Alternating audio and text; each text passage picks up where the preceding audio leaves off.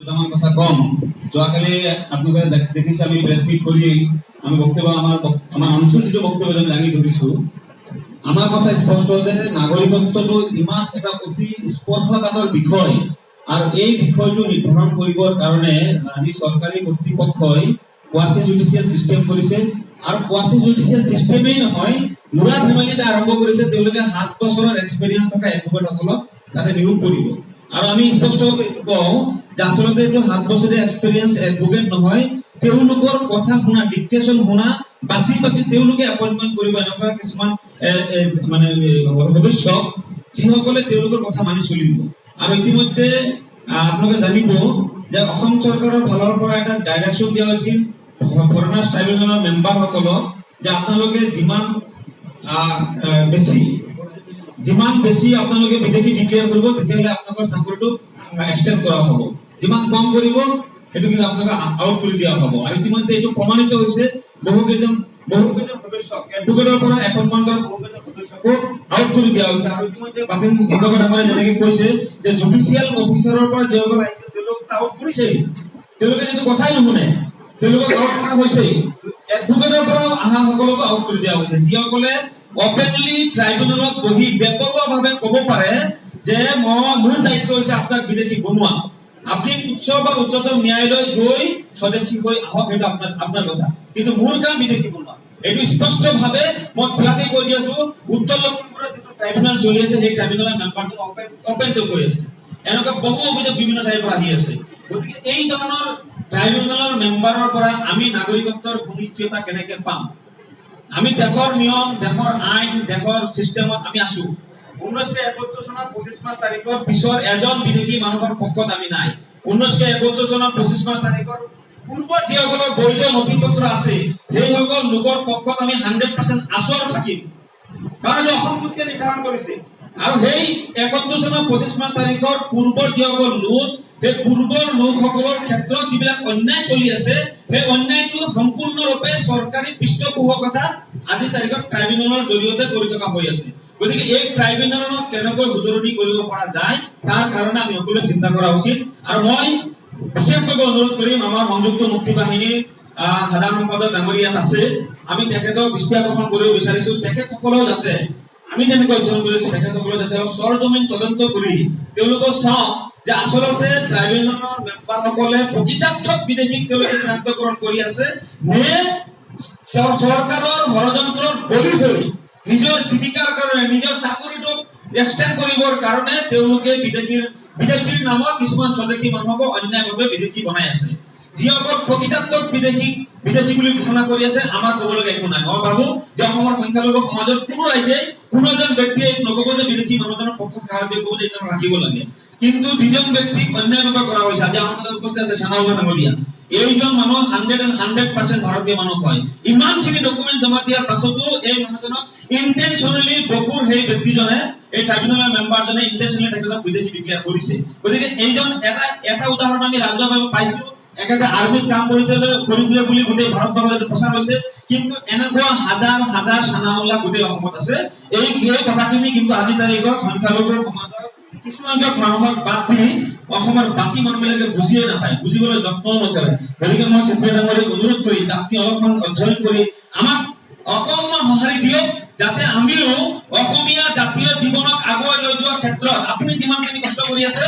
আমি যাতে সমান কষ্ট কৰি যাব পাৰোঁ আমি যাতে আগবাঢ়ি যাব পাৰোঁ আজি আমাৰ ওপৰত এটা অভিযোগ দিয়া হয় যে আমি সংখ্যালঘু ছাত্ৰ ইউনিয়নেই কওক ব্ৰহ্মপুত্ৰ ভেলী ছ'চাইটিয়ে কওক বা অসমৰ সংখ্যালঘু সংগঠনসমূহে কেৱল সংখ্যালঘুৰ ইছ্যুবিলাকতে মাত মাতে এইটো কিন্তু একেবাৰে মিছাও নহয় হয় কিয় মাত মাতে আজি আমি সভা আয়োজন কৰিছো এইখন সভা আজি আমাক সুযোগটো যদি চৰকাৰৰ ফালৰ পৰা দিয়া হ'লহেঁতেন যে আপোনালোকৰ বিদেশী সমস্যা নাগৰিকত্বৰ সমস্যা সমাধান হৈ গ'ল গতিকে নিশ্চিতভাৱে আমাৰ ইয়াতে উন্নয়নৰ চিন্তা আমি এটা আলোচনা কৰিলোহেঁতেন শিক্ষাৰ বিষয়ে আমি এটা আলোচনা কৰিলোহেঁতেন সামাজিক সমস্যা সম্পৰ্কে আমি আলোচনা কৰিলোহেঁতেন কিন্তু আমাৰ কনচেন্ট্ৰেট কৰি ৰখা হৈ আছে ইন্টেনশনালি উদ্দেশ্যপ্ৰণোদিতভাৱে আমাক কনচেন্ট্ৰেট কৰি ৰখা হৈ আছে ক'ত নাগৰিকত্বৰ বিষয়ত আৰু নাগৰিকত্বৰ বিষয় যেতিয়া আমি ক'ব যাওঁ তেতিয়া আমাক সেই অভিযোগ দি থকা হয় গতিকে আমি বিচাৰো যে এই নাগৰিকত্বৰ মায়া জালৰ পৰা এই যিটো আমাক জালত সময় ৰখা হৈছে ইয়াৰ পৰা আমি পৰিত্ৰাণ পাব বিচাৰো আমিও বিচাৰো যে অসমখনক আগুৱাই লৈ যাব লাগে অসমীয়া জাতিক আগুৱাই লৈ যাব লাগে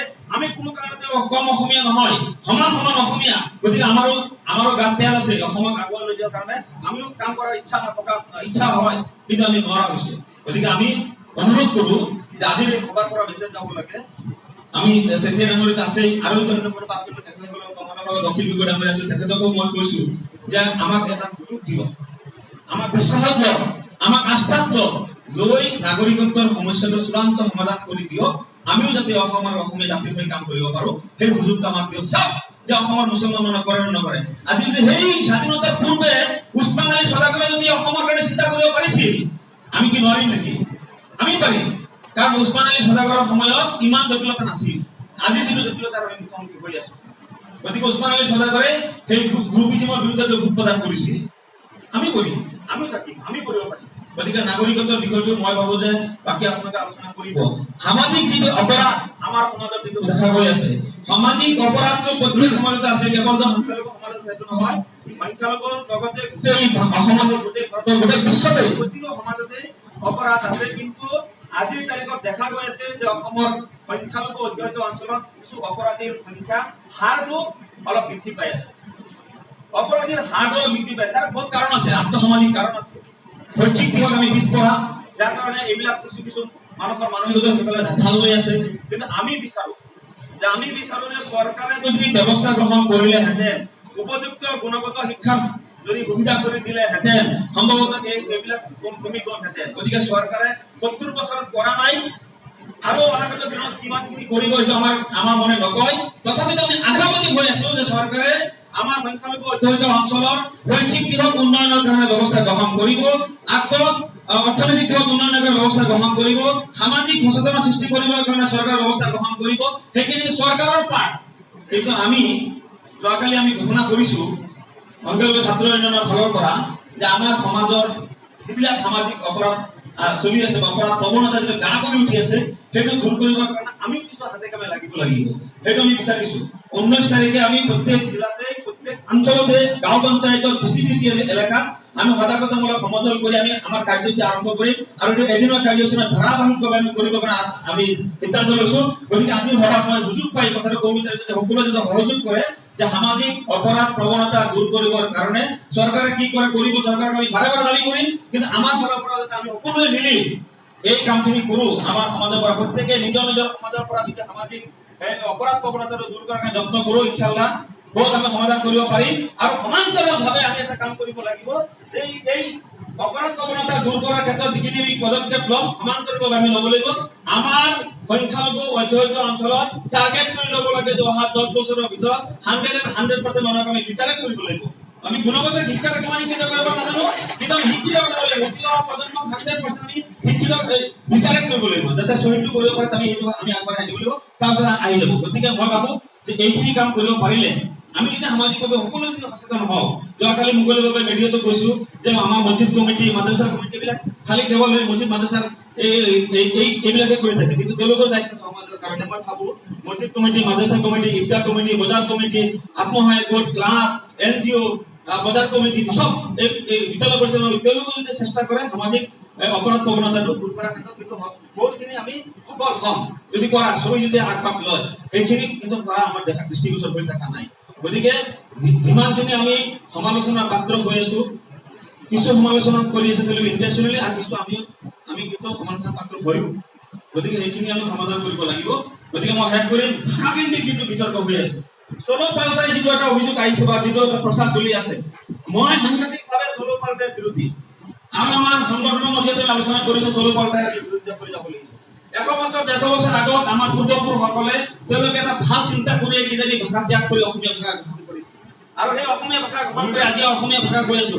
যিসকলে চলো পাল্টাই কেম্পেইনিং কৰি আছে, তেওঁলোকক মই কেইবাজনক মই কৈছো যে আপোনালোকে চলো পাল্টাই যে কেম্পেইনিং কৰি আছে, আপোনাৰ এই কেম্পেইনিংটো কিয় বাংলাত দেখা নাই? আপুনি কেম্পেইনিংটো অসমীয়াত লিখি আপুনি আকৌ চলো পাল্টাই কৰিব গৈ আছে। গতিকে এইটো হৈছে সাংঘাতিক ধৰণে কিছুসংখ্যক ব্যক্তিয়ে আবেগৰ বশৱৰ্তী হৈ, কিছুসংখ্যক ব্যক্তিয়ে কোনো দুষ্ট চক্ৰ প্ৰৰোচনাত পৰি এটা চক্ৰ ইতিমধ্যে লাগি আছে। মই আপোনালোকক ক'ব বিচাৰিছো যে আজিৰ পৰা 4 বছৰ 5 বছৰ আগত মই যেতিয়া শিলচৰত গৈছিলো, শিলচৰ প্ৰেছ ক্লাবত মই প্ৰেছ মিট দি মই ওলাই আহিম, তেতিয়া মোক শিলচৰ প্ৰেছ ক্লাবৰ কেইজনমান সাংবাদিক বন্ধুৱে মোক মাতি নি বাৰান্দাত নি বহাই মোক চাহ একাপ দি মোক কৈছিল যে আপোনালোকৰ কাৰণে আজি আমাৰ এই অৱস্থা হৈ আছে, আপুনি গুৱাহাটীত গৈ আপুনি নিজে ডিক্লেয়াৰ কৰক যে আমি বাংলা হৈ গৈছো বুলি। গতিকে এনেকুৱা ধৰণৰ এটা চক্ৰ আছে, এই চক্ৰটো চক্ৰান্ত হ'ব পাৰে।